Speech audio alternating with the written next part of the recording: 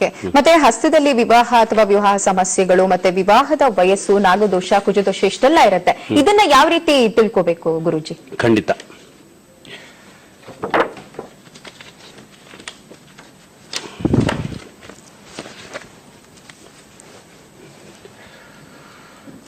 ಹಸ್ತದಲ್ಲಿ ನಾವು ಪ್ರೀತಿಗೆ ಸಂಬಂಧಿಸಿ ಅನೇಕ ವಿಷಯಗಳನ್ನು ತಿಳಿದುಕೊಳ್ಳಲು ನಾವು ಹೃದಯ ರೇಖೆಯನ್ನು ಮುಖ್ಯವಾಗಿ ಪರಿಶೀಲಿಸಬೇಕು. ಹೃದಯ ರೇಖೆ ಗುರುಸ್ಥಾನದವರೆಗೂ ವ್ಯಾಪಿಸಿದ್ದರೆ ನಿಜವಾದ ಪ್ರೀತಿಯಿಂದ, ಈ ಚಿತ್ರದಲ್ಲಿ ತೋರಿಸಿದಂತೆ ಹೃದಯ ರೇಖೆ ಗುರುಸ್ಥಾನದವರೆಗೆ ವ್ಯಾಪಿಸಿದ್ದರೆ ನಿಜವಾದ ಪ್ರೀತಿಯಿಂದ ಕೂಡಿದ ಸುಖಕರವಾದ ದಾಂಪತ್ಯ ಜೀವನವನ್ನು ಹೊಂದಿರುತ್ತಾರೆ. ಅದೇ ವಿಧವಾಗಿ ಹೃದಯ ರೇಖೆ ಶನಿಸ್ಥಾನದ ಮಧ್ಯದವರೆಗೂ ವ್ಯಾಪಿಸಿದ್ದರೆ ಅಂತವರು ವೈವಾಹಿಕ ಜೀವನ ಸ್ವಾರ್ಥದಿಂದ ಕೂಡಿರುತ್ತದೆ. ಇವರು ಪ್ರೀತಿಗಿಂತ ಶಾರೀರಿಕ ಸುಖಕ್ಕೆ ಹೆಚ್ಚಿನ ಆದ್ಯತೆಯನ್ನು ನೀಡುತ್ತಾರೆ.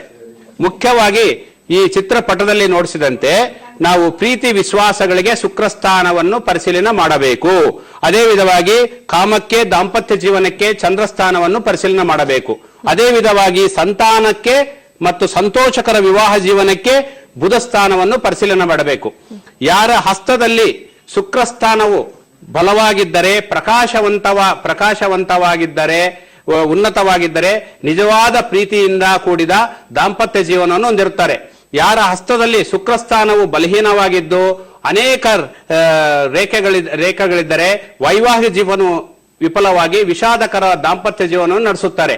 ಅದೇ ವಿಧವಾಗಿ ಚಂದ್ರಸ್ಥಾನವು, ಯಾರು ಹಸ್ತದಲ್ಲಿ ಚಂದ್ರಸ್ಥಾನವು ಉನ್ನತವಾಗಿ ಪ್ರಕಾಶವಂತವಾಗಿದ್ದರೆ ನಿಜವಾದ ಪ್ರೀತಿಯಿಂದ ಕೂಡಿದ ಸಂತೃಪ್ತಿಕರವಾದ ದಾಂಪತ್ಯ ಜೀವನ ನಡೆಸುತ್ತಾರೆ.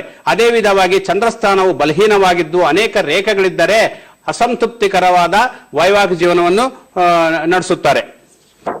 ಈ ಚಿತ್ರಪಟದಲ್ಲಿ ನೋಡಿಸಿದಂತೆ ಹೃದಯ ರೇಖೆ ಕಟ್ಟಾಗಿ ಅಡ್ಡ ರೇಖೆಗಳೇ ಏರ್ಪಟ್ಟಿದ್ದರೆ ಪ್ರೇಯಸಿ ಅಥವಾ ಪ್ರೀತಮ ಮರಣವನ್ನು ಅಥವಾ ಪ್ರೇಮ ಭಗ್ನವನ್ನು ಸೂಚಿಸುತ್ತದೆ.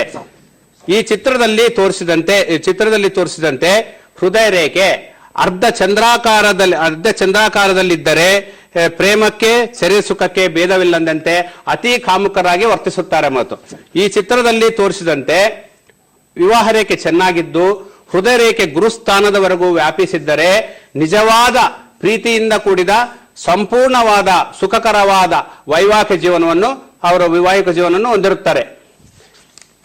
ಈ ಚಿತ್ರದಲ್ಲಿ ತೋರಿಸಿದಂತೆ ವಿವಾಹ ರೇಖೆ ಈ ವಿಧವಾಗಿ ಸೀಳಿ ಮಧ್ಯದಿಂದ ಒಂದು ರೇಖೆ ಪ್ರಾರಂಭವಾಗಿ ಶುಕ್ರಸ್ಥಾನದವರೆಗೂ ವ್ಯಾಪಿಸಿದರೆ ಅಂತವರು ತಪ್ಪದೆ ವಿವಾಹ ವಿಚ್ಛೇದನವನ್ನು ಮಾಡಿಕೊಳ್ಳುತ್ತಾರೆ. ಈ ಚಿತ್ರದಲ್ಲಿ ತೋರಿಸಿದಂತೆ ಹೃದಯ ರೇಖೆ ಅಧೋಮುಖವಾಗಿ ಬಾಗಿದ್ದರೆ ಅವರು ಚಿಕ್ಕ ವಯಸ್ಸಿನಲ್ಲೇ ಜೀವನ ಸಂಗಾತಿಯನ್ನು ಕಳೆದುಕೊಳ್ಳುತ್ತಾರೆ. ಈ ಚಿತ್ರದಲ್ಲಿ ತೋರಿಸಿದಂತೆ ವಿವಾಹ ರೇಖೆ ವೈ ಆಕಾರದಲ್ಲಿ ಸೀಳು ಹೊಡೆದಿದ್ದರೆ ಅಂತಹ ಸ್ತ್ರೀ ಅಥವಾ ಪುರುಷರು ಒಬ್ಬರನ್ನು ಬಿಟ್ಟು ಒಬ್ಬರು ಬೇರೆಯಾಗುವ ಪರಿಸ್ಥಿತಿ ಏರ್ಪಡುತ್ತದೆ. ಇದರಿಂದ ದಾಂಪತ್ಯ ಸುಖವನ್ನು ಕೆಡಿಸುತ್ತದೆ ಹೊರತು ವಿವಾಹ ವಿಚ್ಛೇದನ ಎಂದು ಬರೋದಿಲ್ಲ. ಈ ಚಿತ್ರದಲ್ಲಿ ತೋರಿಸಿದಂತೆ ಈ ಹೃದಯ ರೇಖೆಯ ಮೇಲೆ ಒಂದು ಚಿಕ್ಕ ವಿವಾಹ ರೇಖೆ ಮತ್ತು ಒಂದು ಉದ್ದವಾದ ವಿವಾಹ ರೇಖೆ ಇದ್ದರೆ ಬಹಳ ಬೇಗ ವಿವಾಹವಾಗುತ್ತದೆ. ಅದೇ ವಿಧವಾಗಿ ಚಿಕ್ಕದು ಮೇಲಿದ್ದು ಉದ್ದವಾದ್ದು ಕೆಳಗಿದ್ರೆ ಆಲಸ್ಯ ವಿವಾಹವಾಗುತ್ತದೆ. ಗುರುಜಿ ಒಬ್ರು ಕಾಲರ್ ರೆಡಿ ಇದ್ದಾರೆ, ಅವ್ರ ಬಗ್ಗೆ ಕೇಳೋಣ. ಶಂಕರ್ ಅವರೇ, ನಮಸ್ತೆ. ಶಂಕರ್ ಅವರೇ, ನಮಸ್ತೆ ಮೇಡಮ್. ನಿಮ್ಮ ಹೆಸರು? ಶಂಕರ್ ರಾಜ್ಪೂತ್ ಅಂತ ಮೇಡಮ್. ಹುಟ್ಟಿದ ದಿನಾಂಕ ಹೇಳಿ. ಹುಟ್ಟಿದ ದಿನಾಂಕ ನೆನಪಿಲ್ಲ ಮೇಡಮ್. ಹುಟ್ಟಿದ ಸಮಯ? ಮಧ್ಯಾಹ್ನ 11 ಗಂಟೆಗೆ ಮೇಡಮ್. ಮಧ್ಯಾಹ್ನ 11 ಗಂಟೆಗಾ? ದಿನಾಂಕ ಹೇಳ್ಬೇಕು, ಹುಟ್ಟಿದ ದಿನಾಂಕ ತಿಳಿಸ್ಕೊಡಿ ಶಂಕರ್ ಅವರೇ. ಅದೇನಲ್ಲ ಸಣ್ಣ ಇದ್ದಾಗ ಮೇಡಮ್, ಅವಾಗ ಎಲ್ಲ ಬರ್ತನ ಪರಿಸ್ಥಿತಿ ಒಳಗ ಶಾಲಿನೂ ಜಾಸ್ತಿ ಕಲ್ತಿಲ್ಲ. ಓಕೆ ಶಂಕರ್ ಅವರ. ಗುರುಜಿ ಹಲೋ, ಗುರುಜಿ ಅವರಿದ್ದಾರೆ ನಮ್ಮ ಜೊತೆ.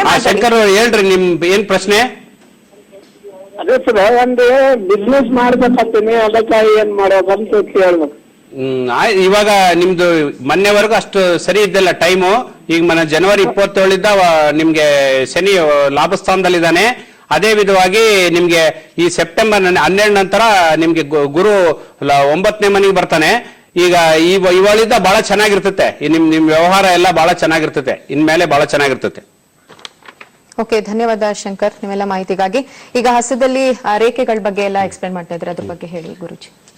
ಈಗ ನಾವು ಹಸ್ತದಲ್ಲಿ ವಿವಾಹದ ವಯಸ್ಸು, ವಿವಾಹ ಯಾವ ಸಮಯದಲ್ಲಿ ನಮಗೆ ವಿವಾಹ ಯೋಗವು ಕೂಡಿ ಬರುತ್ತದೆ ಅನ್ನೋದನ್ನು ನಾವು ಈ ಹಸ್ತದಲ್ಲಿ ತಿಳಿದುಕೊಳ್ಳೋಣ.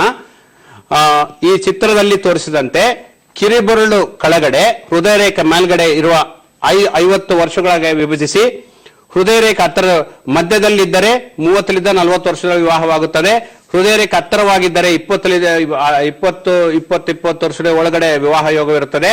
ಅದೇ ವಿಧವಾಗಿ ಕಿರಿಬೆರಳಿಗೆ ಹತ್ತಿರದಲ್ಲಿದ್ದರೆ 40ರಿಂದ 50 ವರ್ಷದಲ್ಲಿ ವಿವಾಹ ಯೋಗವು ಕೂಡಿ ಬರ್ತದೆ.